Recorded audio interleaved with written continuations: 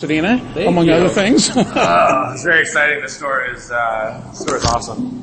Cool. Yeah. So, what I was hoping I could do would be to, obviously, to conduct an interview, but in part also to see if I can get you to make a couple of statements on camera also to capture, puns intended, the flavor of what you're doing here as a kind of a succinct elevator speech as well. Okay.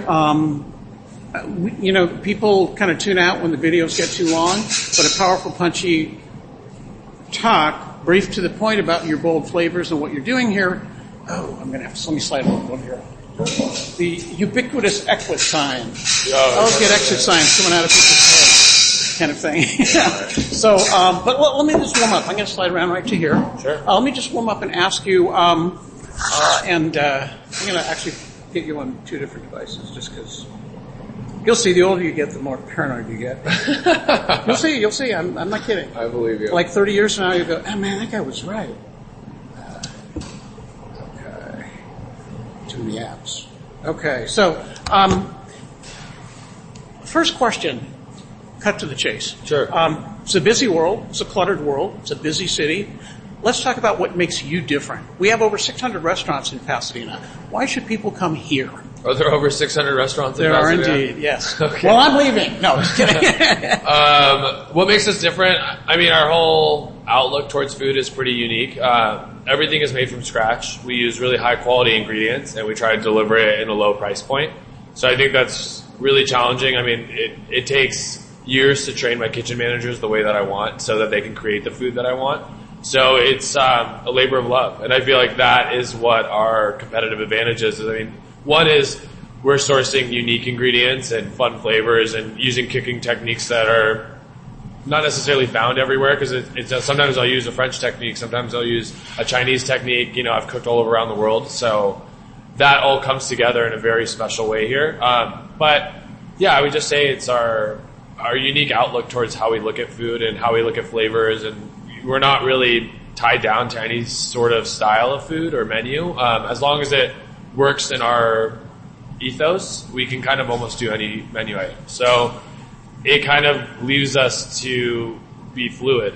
And I think that's the hard thing about food is that the longer you stay in food, the more you fall kind of out of date. And unless you have some reason for people to come, like other than the food, you're going to fall out of the marketplace. But with us, I'm changing the menu every 6 months, about 20%, 25%, always looking to improve, always looking to change things, talking to our suppliers about getting higher quality meats or more local ingredients. And I think, again, it's a labor of love. I'm not necessarily doing it for the money. I'm doing it more because this is how I would want to dine if I was eating at a restaurant. You mentioned your past, and you mentioned different cooking techniques, and Yeah. you have been in different parts of the world. Tell us a little bit about that, please. So luckily, after winning a Food Network show, you get a lot of interesting opportunities. So I've cooked for Saudi princes, I've cooked in Asia, I've cooked in Europe, I've cooked in all over the U.S., like just kind of with no kitchen, sometimes with a great kitchen, sometimes with other chefs, but it almost happens every 2 months that I get to go travel somewhere and cook something locally with a local chef or something like that on camera. And you get to learn a lot about things you didn't know. And I remember like one of my most fond memories was being in Singapore and having I think she was in her 70s. She was Chinese and she taught me how to cook chili crab. And I don't think we spoke more than 3 words to each other. But when you're cooking, I mean, that's a common language. So she just taught me how to get in there and really kind of cook this crab a special way locally. And it was probably one of the best lessons I've ever had. Amazing. Now, your career, how did you get to that point? My career, I don't know how I got to that point, to be frank. I started the food truck thinking that I was going to be the business end of things, and learned quickly that wasn't my forte. Like, I actually love the cooking and the passion and the hospitality side of the business. So when I started the food truck, it was just me and my partner, and we cooked every day.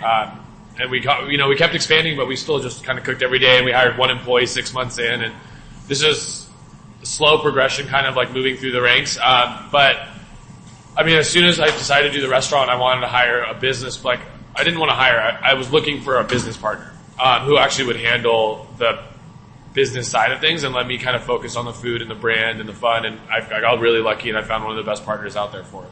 And those are? The Wishengrads.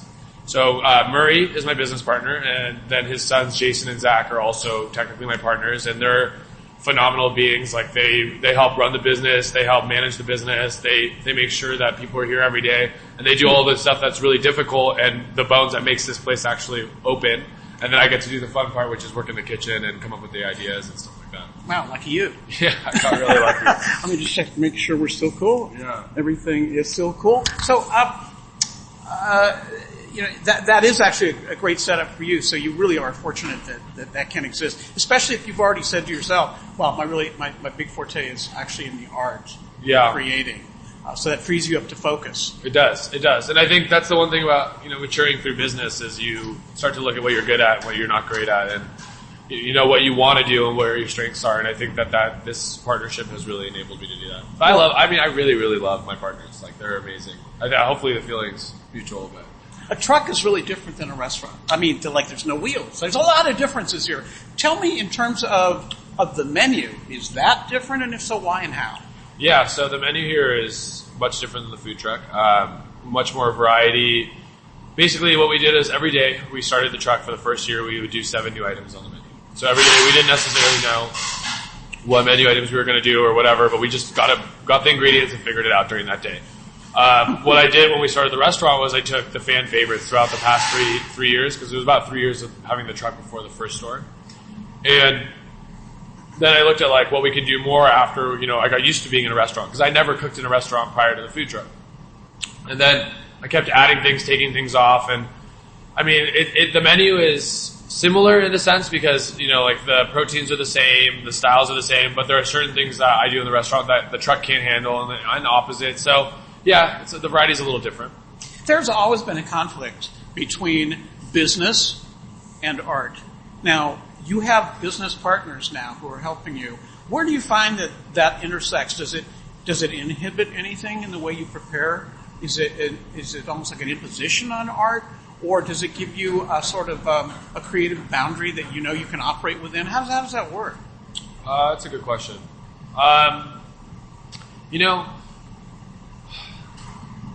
Thinking about it, I think that artists who have understood how business works are much more free to do what they want to do. So I think knowing how to, I've owned and operated my own business for a very long time. I owned a business prior to food.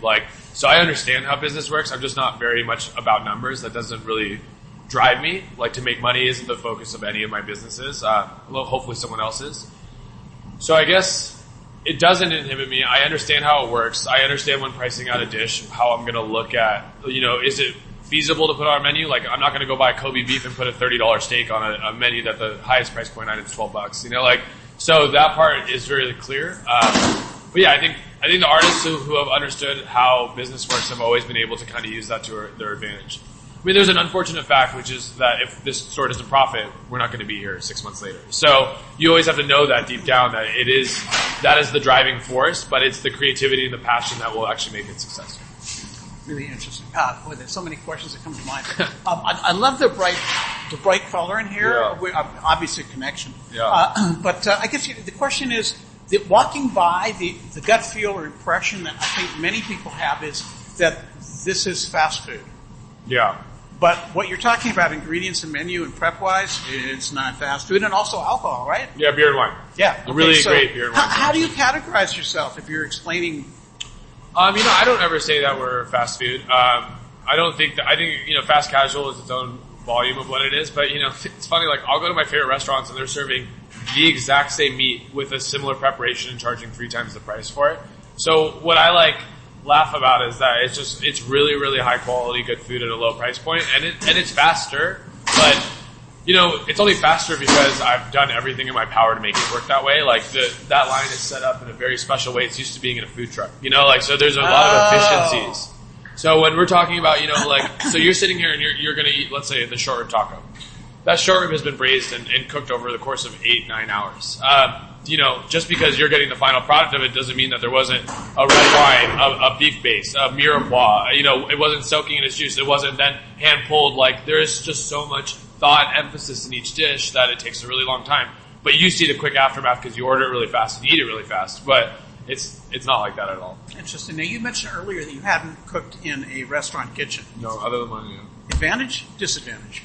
I've worked with a lot of chefs who've gone to culinary school, who've worked in major hotels, big restaurants, and they've all worked for me. And I love it because they're the way that they operate. Like I'll tell them to do something, and they'll come back and they'll be like, "Well, it's never been done that way before," and I'll be like, "And like, you know, what does that mean? Like, we're gonna do it anyways, you know, like." Oh, we can't make a, bechamel with this, or we can't do the, put this in the base before it starts. And it's like, we can do whatever we want as long as it tastes good and as long as it works. Like, we don't need to go with the classic French technique. And, they did a really good job of setting up boundaries and systems, and, you want your mise en place and you want everything done a certain way. And I love that about the kids that come out of culinary school, is that they come in with an organized state of mind. But it's, that type of cooking doesn't really work all the time, and it doesn't really excite people anymore. So, I think it's good. I think it's good to have both styles, but I think there's a huge advantage to kind of not being, put into a certain box and having to think that way. You're a guerrilla chef. Guerrilla chef, yeah. So I noticed in some of the materials that they referred to street flavors. Yeah. But then I looked at some of the ingredients you have, like short rib, blue crab. Okay, tell me, what do street flavors mean? How does it relate to you? I think, it's funny, we actually had a talk very similar about this yesterday. I think LA is very street and flavored, and I think very bold flavors work very well in this city. So I think when you say it's street inspired or street, it's things that have excitement behind them. It's, like we're putting, really great hot sauces, or we're doing really fun, like zest, or, it's just that you're taking that same dish that could have been really classic and you're exciting it. And I think that's kind of like what street in LA is. It's like, you can go to Koreatown and have some really bold flavors, like right off any hole in the wall. Or you go to, to South Pasadena, and there's some of the best Mexican you've ever had in your life, and it's like really exciting. And I think that's where street really comes in. It's not necessarily in the preparation or what you're using or, the style of doing it. It's more the excitement and the bold flavor. And I think almost everything you have here, minus one dish, which I left on the menu very specifically, is very exciting as far as flavors go. Who is your customer? Who do you think will be your customers? Our customers surprises me every day. When I originally started the concept 7 years ago, I thought our concept would be 18 to 35, mostly males that are like young professionals or college students. When I come into my restaurant now, I see a totally different demographic almost every time. In our Westwood store, I saw, my background's Persian, and I saw, like, my mom's family friends drinking wine and eating pork belly nachos, and I, floored. It's like, what are you guys doing here? Are you here because of me? They're like, oh, we didn't even know you owned it. I was like, we just came in here because that's what we wanted.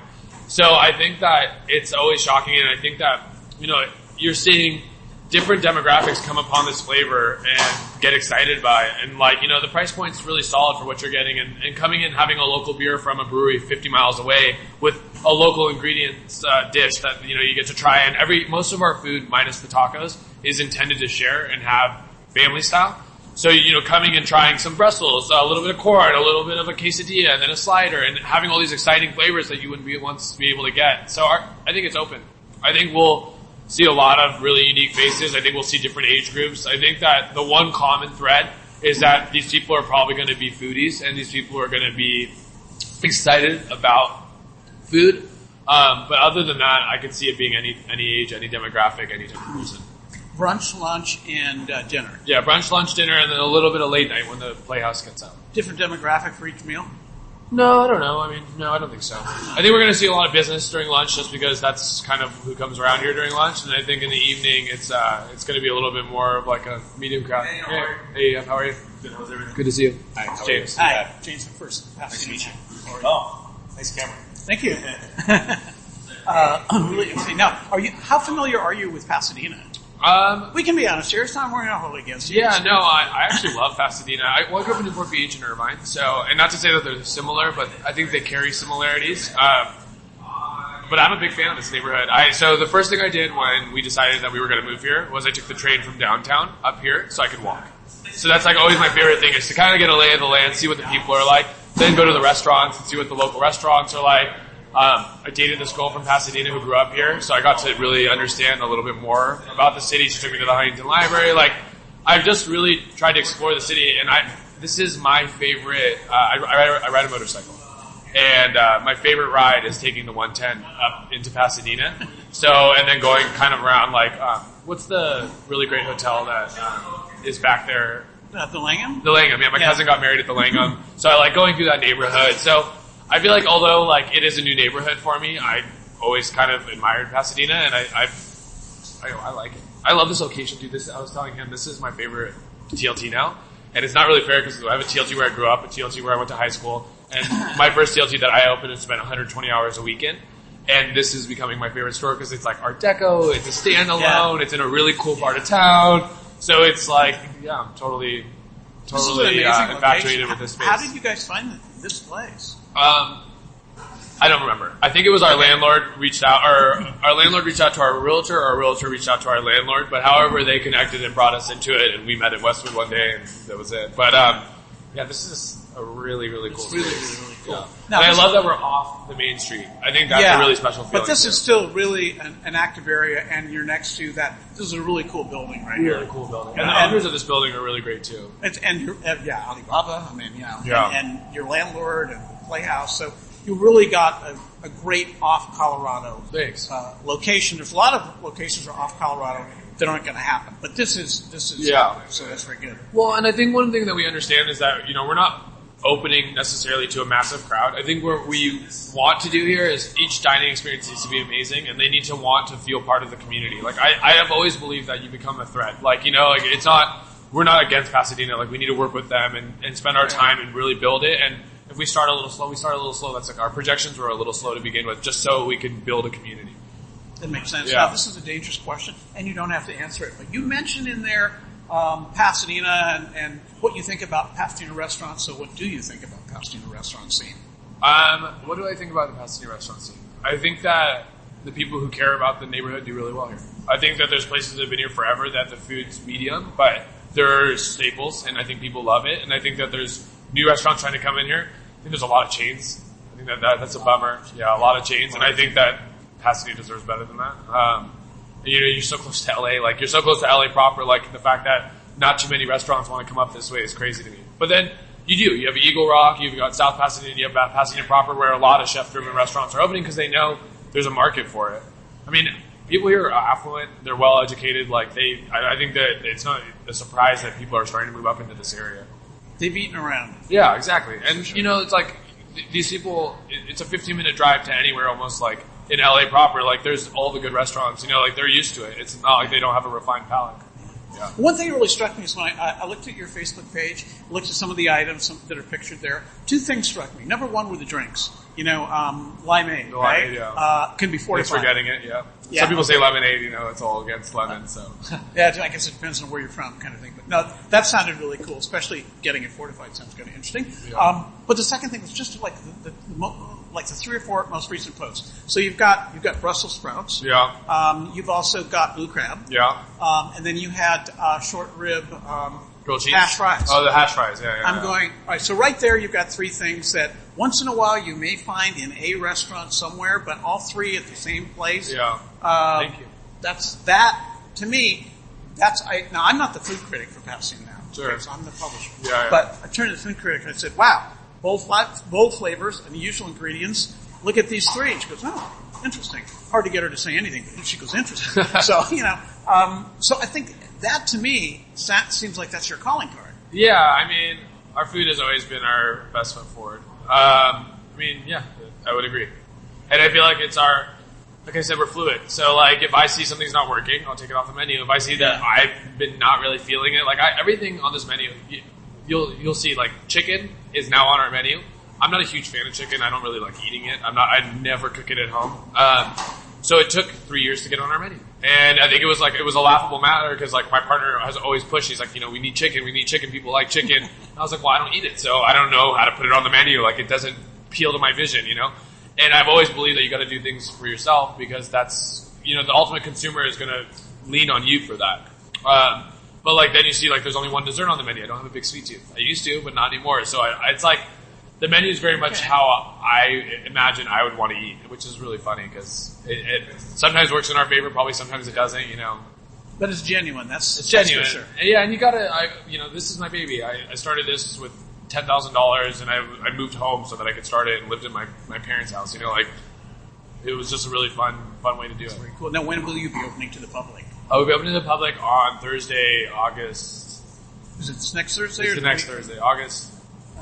I can do the math. I can 11th or 12th or something. So, yeah, something like that. Yeah. 11, something like that. We're having a great opening party on Tuesday night, which I'd love for you to come. Oh, that'd be great. Yeah. Can we come and take pictures and Sure, yeah. the whole thing? Yeah. It'll be Tuesday night at anytime after 7. Okay, very cool. What else would you like to see in this initial story? I just think that, like, there's two things that I think about Pasadena and my food, and I could be wrong, and I hope I'm not generalizing too much, but I feel like some people can see our menu and get intimidated. It's been the case since day one because and it's been tough because we don't have a clear message about our food. It's like bold flavors, and I think that's our clear message. Everything's made from scratch, bold flavors, very exciting. But people come in and they put their head up at these boards, and then they go, oh. And then they kind of like have a moment where they don't know what to order, and then they feel intimidated and they walk away. And it's like, don't feel intimidated. Like, our staff is here to make sure you're going to have a great experience. Like, our whole thought process has always been, it's a fast casual experience, but you'll get a full dining service. Like, our staff is incredibly educated. They can name almost any ingredient in any part of that menu. Our same with our kitchen staff. Everyone here has a big passion for the brand, and they don't stay. So come in and feel warm. Like, it's you'll get that inviting feeling after you get in here. So it's just like, I guess, don't be intimidated. Like, it's exciting, it's new, and it's for some people, it's second nature to come in here and try everything. But for the people who are intimidated, don't be intimidated. So just stand and relax and get to know the menu a little bit. And like, don't come worry in and about talk it. to our team. Talk to our team. They'll explain everything. Okay, very cool. It's interesting because when we go places, my wife reads everything in the menu. I only read until I find what I want, and then I stop. And then you stop? What if there's something better? That is the difference between men and women. That's the age-old question. You gotta know all the options versus men just know. That's right. It's like 45 minutes later. Okay. Okay, cool. So what I'm hoping is I can also